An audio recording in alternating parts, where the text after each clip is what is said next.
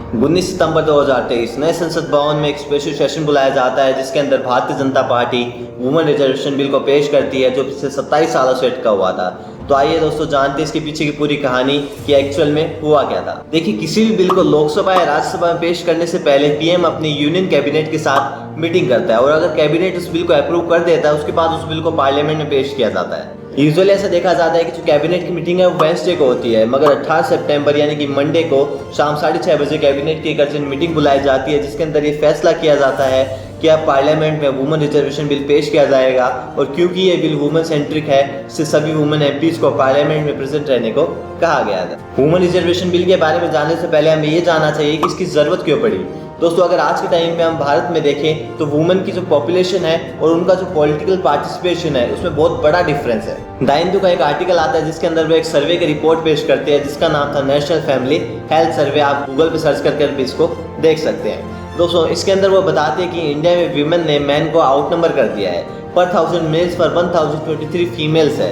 और वहीं अगर हम उनकी जो पॉलिटिकल पार्टिसिपेशन को देखें तो लोकसभा में जो वुमेन्स का परसेंटेज है वो है 14.94% और राज्यसभा के टोटल मेंबर्स में से केवल 14.05% वीमेन है। और वहीं अगर अपन स्टेट लेजिस्लेचर में भी देखें, विधानसभाओं में भी देखें तो उसका जो नेशनल एवरेज है वो 8 से 9% के बीच में पड़ता है। यानी पॉपुलेशन के हिसाब से इनका पॉलिटिकल पार्टिसिपेशन बहुत कम है। तो ये तो चीज़ क्लियर हो गई कि रिजर्वेशन बिल की जरूरत तो थी। तो क्या इससे पहले भी वुमेन रिजर्वेशन बिल लाया गया था?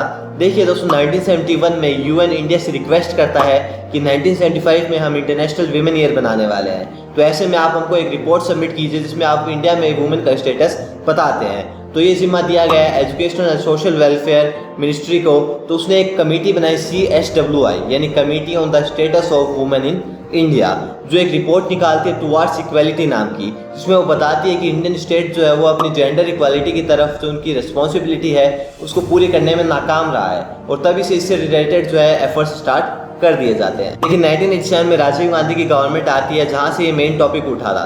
तो उनकी यूनियन मिनिस्टर थी मार्गरेट अल्वा, जो 14 मेंबर कमेटी बनाकर एक वुमेन्स के लिए नेशनल पर्सपेक्टिव प्लान लेकर आती है जिसके अंदर वो कुल 353 रिकमेंडेशन देती है और उनमें से एक होता है पॉलिटिक्स में वुमेन रिजर्वेशन। पर वहाँ पे उनकी सरकार गिर जाती है और भी कुछ 2-4 प्रॉब्लम हो जाती है जिस वजह से प्लान इम्प्लीमेंट नहीं हो पाता। उसके बाद आती है नरसिम्हा राव जी की सरकार जिन्होंने 73rd एंड 74th अमेंडमेंट कर लोकल बॉडीज को इंट्रोड्यूस किया जिसमें उन्होंने वुमेन रिजर्वेशन वाला जो रिकमेंडेशन था उसको ध्यान में रखा और पंचायत इलेक्शंस में उसको मैंडेटरी कर दिया। देखिए, अब तक हमने देखा है कि जो लोकल बॉडीज है वहाँ पे तो वुमेन रिजर्वेशन कंपलसरी हो गया, पर पार्लियामेंट्री लेवल पर अगर अपन बात करें तो जो पहला वुमेन रिजर्वेशन बिल है वो देवगौड़ा जी की सरकार 1996 में लेकर आई थी जिसमें उन्होंने वुमेन्स के लिए 1/3 सीट्स की रिजर्वेशन की मांग की थी लोकसभा और विधानसभा दोनों में। बहुत सारी अपोजिंग पार्टीज जो थी उन्होंने भी इनका सपोर्ट करा था, बट जो ओबीसी के जो एमपी थे उन्होंने इस बिल का विरोध करा जिस वजह से इम्प्लीमेंट नहीं हो पाया था। उसके बाद आती है गुजरात सरकार जिन्होंने 1997 में इस बिल को फिर से इंट्रोड्यूस करा, बट फिर से जो ओबीसी के जो एमपीज थे उन्होंने इसका विरोध करा और ये फिर इम्प्लीमेंट नहीं हो पाता। देखिए, उसके बाद आती है अटल बिहारी वाजपेयी जी की सरकार। उस टाइम पर तो बहुत ड्रामेटिक सीन हो गया था। उस टाइम के जो लॉ मिनिस्टर थे एम ताम्बी दुरई जी, वो लोकसभा में इस बिल को इंट्रोड्यूस कर रहे थे, पर उसी टाइम पर आरजेडी के एमपी सुरेंद्र प्रकाश उनके हाथ से इस बिल को खींच लेते हैं और वही फ्लोर पर फाड़ देते हैं जिस वजह से वहाँ पे डिबेट शुरू हो जाती है, बट ये बिल पास नहीं हो पाता। तो अब तक हमने ये देखा है कि इस बिल से रिलेटेड जो डिबेट तो चलती आ रही है बट ये पास नहीं हो पाया था। उसके बाद आती है मनमोहन सिंह जी की यूपीए गवर्नमेंट जिन्होंने राज्यसभा से इस बिल को पास करवा लिया था। एक्चुअली हुआ क्या था कि इन्होंने 6 मई 2008 को इस बिल को राज्यसभा में पेश किया, फिर 9 मई 2008 को राज्यसभा ने इस बिल को स्टैंडिंग कमेटी को रेफर कर दिया, फिर 17 दिसंबर 2009 को स्टैंडिंग कमेटी की रिपोर्ट आती है जिसके बाद फाइनली 9 मार्च 2010 को ये बिल राज्यसभा से पास हो जाता है, बट लोकसभा से नहीं हो पाता है क्योंकि यूपीए गवर्नमेंट जो है वो उस टाइम पर अपनी गठबंधन सरकार बनाकर बैठी थी और ऐसे में उसकी जो पार्टनर पार्टीज थी लाइक आरजेडी वो इस बिल का सपोर्ट नहीं कर रही थी जिस वजह से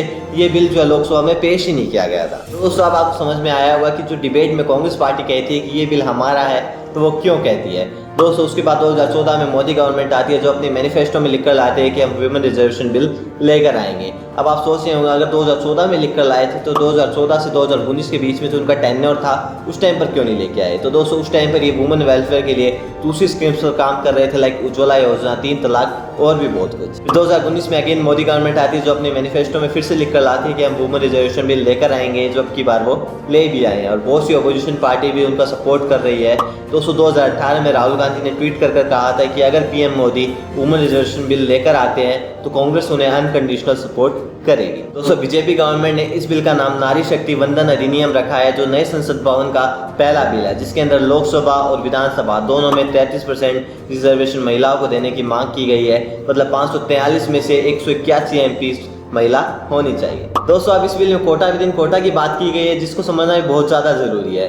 दोस्तों, अभी हमारे लोकसभा में जो एससी के लिए 84 सीट्स और एसटी के लिए 47 सीट रिजर्व है और बची हुई सीट जो है अप्रोक्स 410 है।